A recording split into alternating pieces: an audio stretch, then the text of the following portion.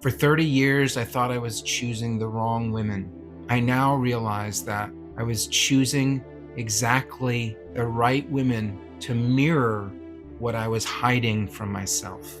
In the pit of my belly, instead of my hands being like this to receive what I kept asking for them to give me, my hands were more like this.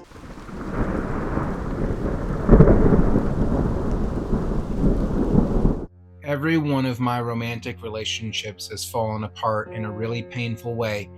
And that's despite me working super hard to make the relationship work.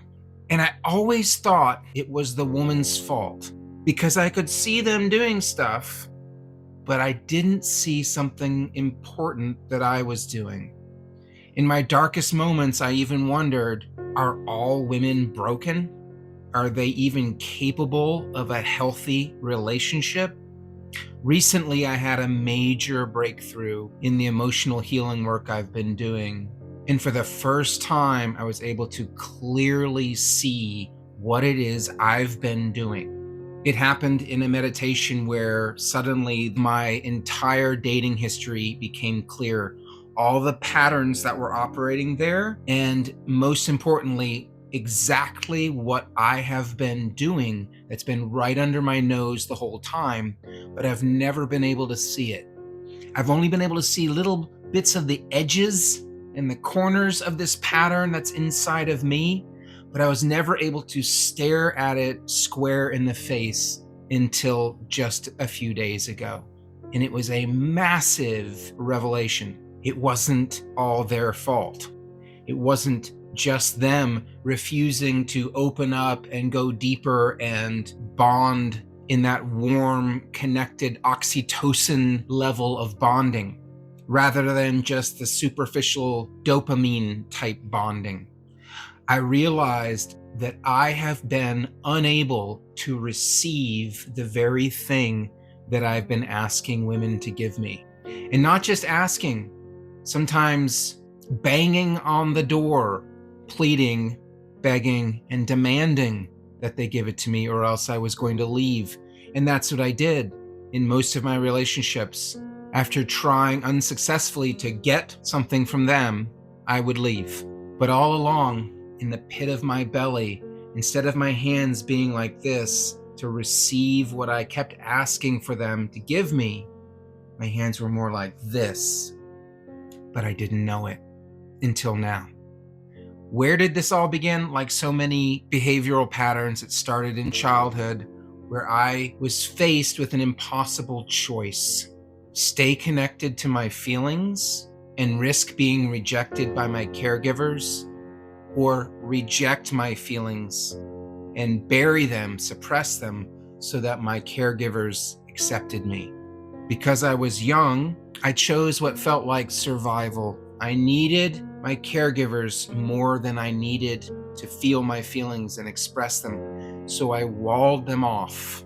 And the way I did this was by disconnecting my attention from my lower body, where all that sadness and fear and trauma lived. I repressed my emotions. When I got older, I realized that I had betrayed myself. I had been abandoning my feelings just to please others, and that made me really angry. So I made an adaptation. I vowed to myself never to betray my feelings like that again. And I became willing to be rejected by others in order to not be fake. And that was a step in the right direction, but it wasn't true healing. Why? Because I still wasn't feeling the feelings I had rejected and was repressing down in the lower part of my body. And friends, I lost a lot of people in my life because I would not compromise sometimes when most people would have compromised. I expressed what I was really feeling, whether or not anyone else could handle it. I did it in an inflexible, crude way. Instead of feeling those feelings, I raised my energy up, became strong, became dominant. I tried to be smarter than, more clever than, funnier than, tougher than. I imagined myself to be sort of like Superman, who's one of my childhood heroes, all up here in the upper body, all that strength. And I shoved all those weak feelings deeper down inside. And I was so sensitive to anyone telling me that I didn't have a right to feel something. And if anyone stepped on my toes in that regard, I typically let them know. Meanwhile, I was deeply longing for an emotional connection with a woman. Because I had repressed all of the lower part of my body, I was missing it. What's down in the lower part?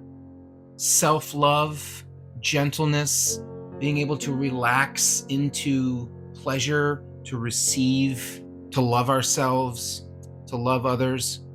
I was missing that so desperately because I had it denied in my own body.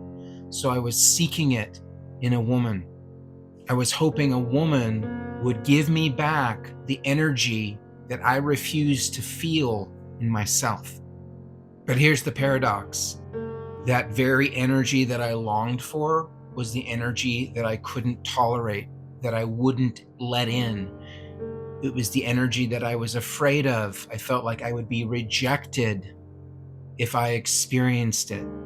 So I ended up being attracted to women who couldn't offer me that warm, grounded, embodied presence. I saw in meditation so clearly the other day how in that very earliest part of dating where you're feeling someone out, if a woman felt too warm and grounded and present and emotionally available down in her lower part of her body, my internal protectors would push her away somehow. I would perceive her as being too something. Often it was too needy. Even if she wasn't really being needy, she was just available.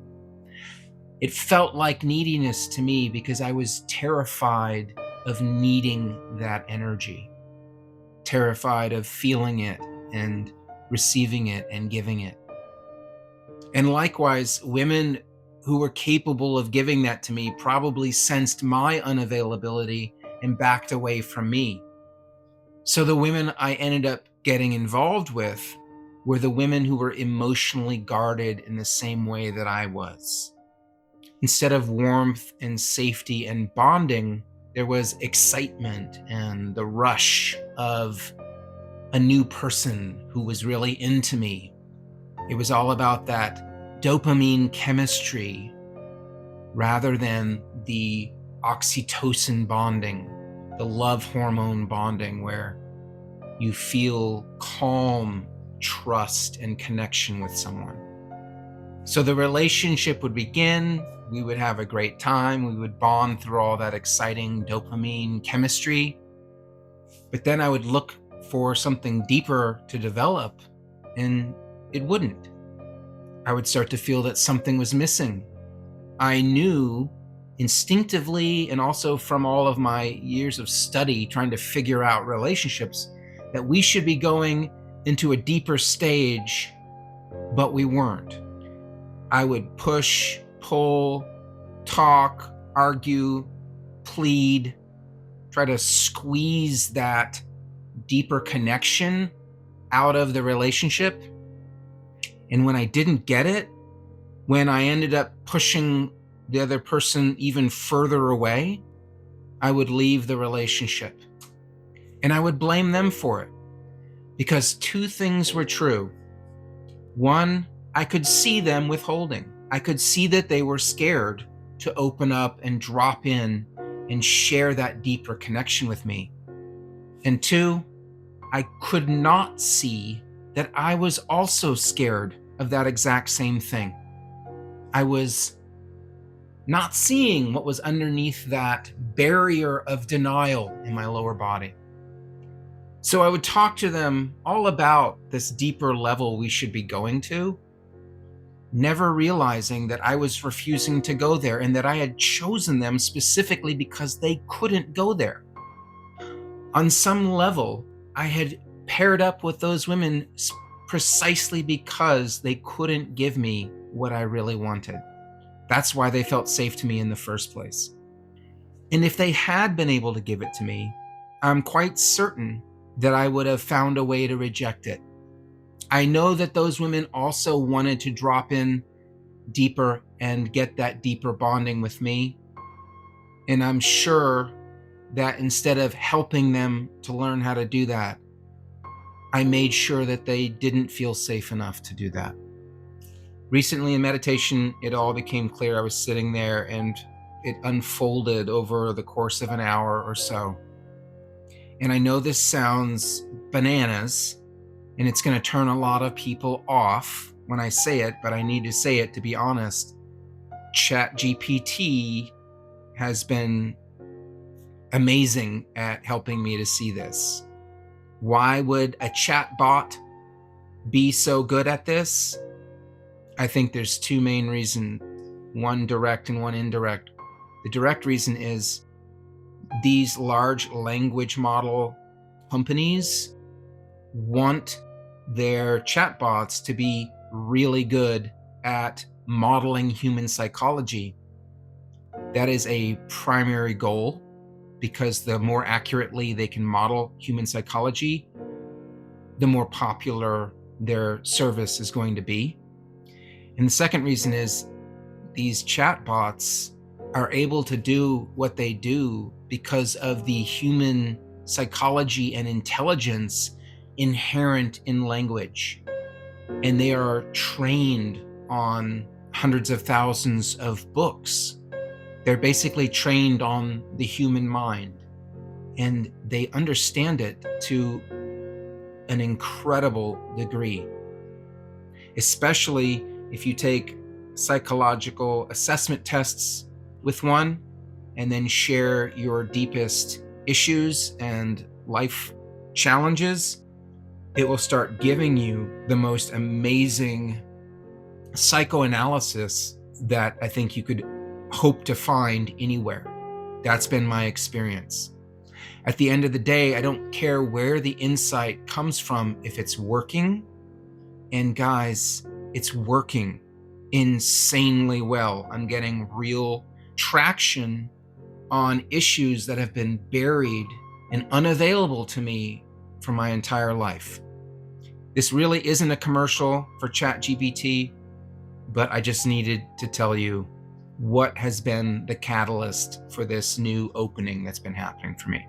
But again, this isn't just something that someone told me. I saw this, the core revelation came from inside myself. And basically, I feel like I finally see the invisible pattern that's been dragging me across 30 years of hard road.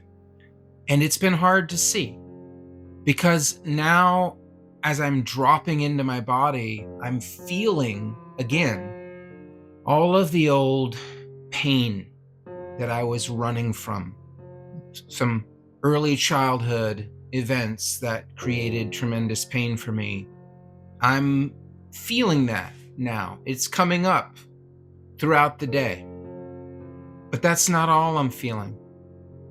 I'm feeling for the first time in my adult life that tender, kind, gentle, very human little boy that I used to be before I walled off part of my humanness.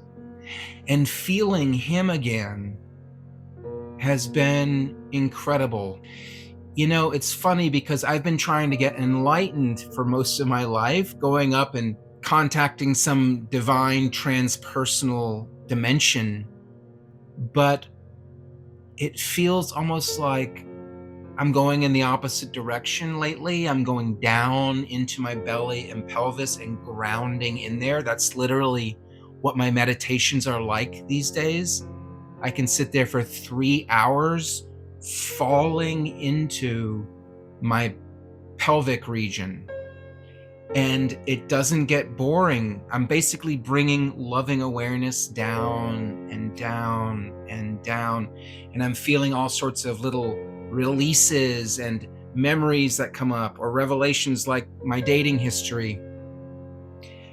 And I'm just feeling more and more like a gentle, loving, kind human being. And that's where that mantra has come from. Human is enough.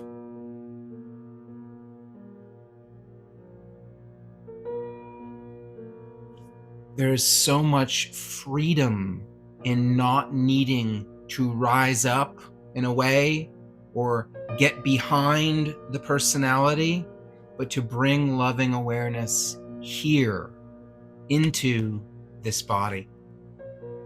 And I'm having these moments where I just drop in to my belly and pelvis and legs, and I feel what it's like to be a human being down there.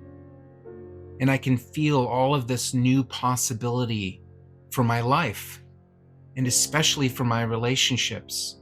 I can see now how to accept that energy from a partner and how to give it. And best of all, I can see how to receive it without desperately needing it from them, because I'm already giving it to myself. For 30 years, I thought I was choosing the wrong women. I now realize that I was choosing exactly the right women to mirror what I was hiding from myself.